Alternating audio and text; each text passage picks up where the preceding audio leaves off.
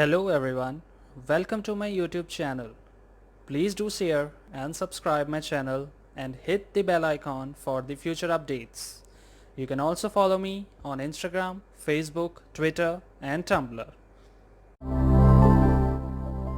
If you guys are planning to buy a new laptop, so in this video I'm gonna give you the tips or guidance regarding the same. So let's get started. The first tip for you guys is regarding the laptop size. When it comes to laptop, size matters. The most important thing to consider here when looking for the best laptop you can buy is that you think about what you are going to need that laptop to do. It's rarely ever a case of one size fits all. Some users need something lighter and more portable. Other users need discrete graphics for things like video editing or running high-end games. If you need a PC with an optical drive or a long battery life, you will almost certainly have to look for something larger. Regardless, knowledge is power, and once you have worked out the size of laptop you're looking for, the search for the best one becomes that more easier.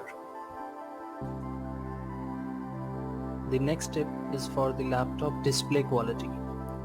Since you will probably end up starting at your laptop screen hours at a time, you will probably want to make sure you get a screen that is comfortable to look at and use. To start with, you will have to consider whether you want your next laptop to be a touchscreen, because in these days touchscreens are very common and they can make some tasks easier than others. Unfortunately, they can also add a glossiness to the display which is sometimes undesirable. For these reasons, you might want to consider a laptop that doesn't have a touchscreen. Next up, be sure to look at the resolution on any laptop you are thinking of buying. A 920 by 1080 pixel resolution should be considered if you want plenty of space to line up windows and keep things in view. Select modern laptops also now offer 4K resolutions. However, these high-end displays panels are generally a costly add-on to an already expensive product. They are only going to be worth if for those who really need them, like content creation professionals. Meanwhile, if you are a gamer, it's also worth taking the time to check the refresh rate on the display of any potential laptop. Lastly, viewing angles are extremely important. A laptop screen that taught IPS, that is the in-plane switching technology, offers the widest viewing angles and the best user comfort. Chances are you are not always going to be using your laptop in its natural habitat, so a laptop with an IPS display is usually preferred over the opposite. If possible, take the time to go out in a store and see the screen for yourself. Otherwise, rely on multiple reviews to get a good overview of the product and whether or not its screen will be able to suit your need. The next tip is for the keyboard and the touchpad. These two are very important parts in a laptop but often overlooked by the consumers. Good laptops having types keys that are firm, don't rattle, and give a kind of clicky or pushy feedback when they are pressed.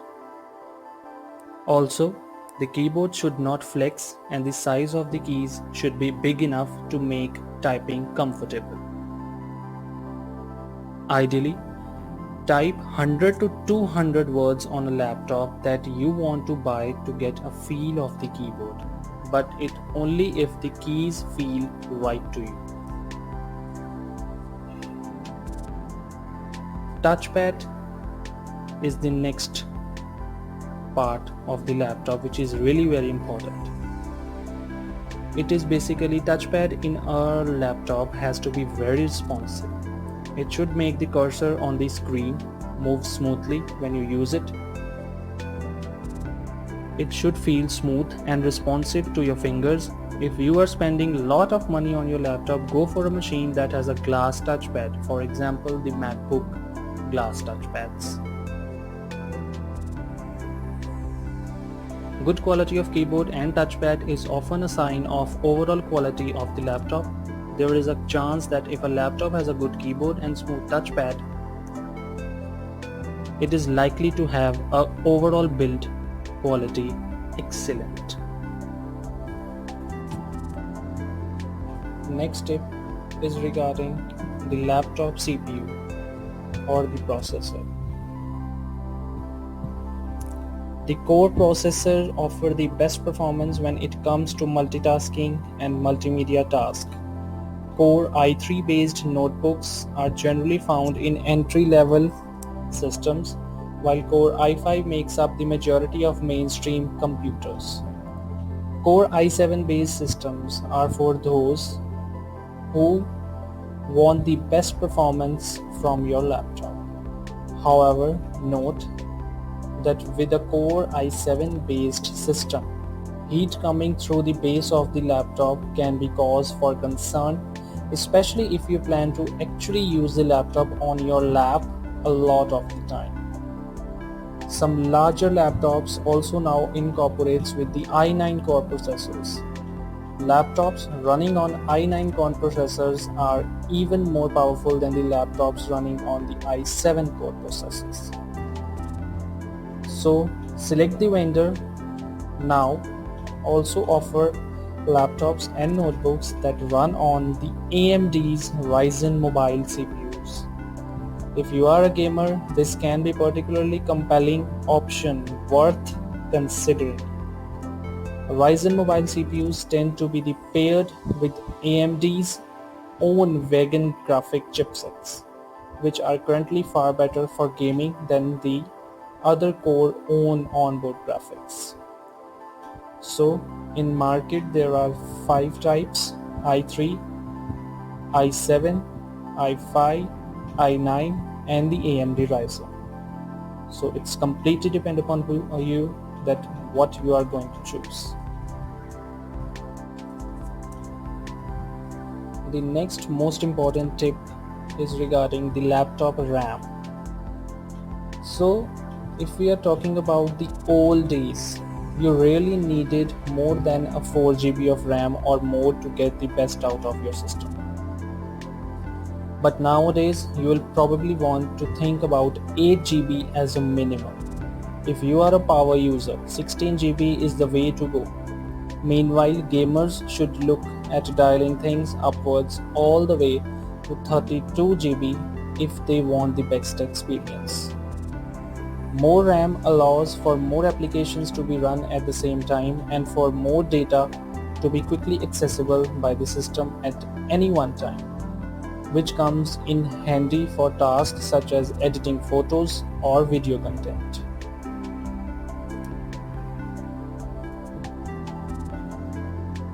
The next tip is for the laptop storage capacity or the laptop hard drives.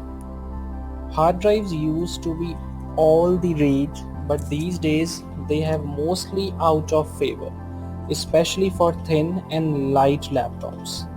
This is because they can be slow, somewhat bulky, and produce noticeable heat and noise. A solid state drive or the SSD, on the other hand, offers a lot more speed than a hard drive, run silently, and can be installed in the form factor that doesn't add too much to the weight and bulk of a laptop. As a result of these clear benefits, most OEMs have embraced SSD storage as the standard for laptops. The only problem is that SSDs doesn't offer as much capacity. This means that SSD storage is often more expensive in terms of dollars to gigabytes than traditional hard drives. you will be stuck with a drive that's either 128 gigs, 256 gigs, or the 512 gigs in size, but cost a lot more than one with a 1 terabyte or 2 terabyte hard drive would. The newest, faster laptops also have NVMe's solid-state drives, which are much faster than the traditional SSDs but also more expensive. So it's completely up to you that what type of hard drive or the solid-state drive you are going to choose according to your requirements. The next tip is for the laptop battery life. It is the very much vital and very much important aspect, or you can say a component for a laptop. Go for a laptops that offer to claim better battery life. Unfortunately, except Apple, no one really advertises true battery figures for their laptops. But still, if someone claims to give 10 hours battery life in a laptop, it is likely that the machine will last for at least 7 hours, which is better than the laptops claiming to give 6 or 7 hours of battery life. So go for the laptops with good battery life, otherwise you will face many problems after buying it. In today's era, everyone needs security, whether it's physical security, data security, or any type of security. Same as with the laptop too. So choose the laptop which have the several security features to secure you, your identity, and your data.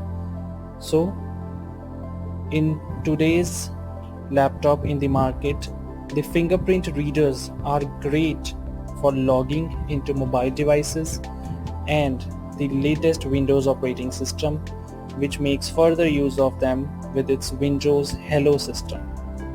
So people can guess your password, but few can fake a fingerprint. In order to keep the contents of your laptop secure, a portable PC with a fingerprint reader is usually the best way forward. So do not neglect this feature if you are going to buy a new laptop. Next tip is the laptop build quality. Don't go by the looks of a device. Pick up a laptop and see how it feels in hands. Is the plastic used in it good? Is it sturdy? Do the screen hinges feel durable? Does the screen flex? See the finishing of the laptop. The build quality of a laptop is very important because that will determine how long it is going to last. Ideally, go for the laptops that have bodies made of metal like aluminium or the magnesium alloy. Carbon fiber bodies are also fine, but these are expensive. If you're looking for a plastic body laptops, go for those that feel sturdy and have impeccable finishes. So the one last thing at the end, when it comes to buying a laptop, don't go by the specification sheet that a salesman will give you when you walk into a store. Go by what you see. The components like screen, keyboard, touchpad, and the laptop body that you can see are more important. The internal hardware is more or less same in every laptop in a particular price bracket. Thank you.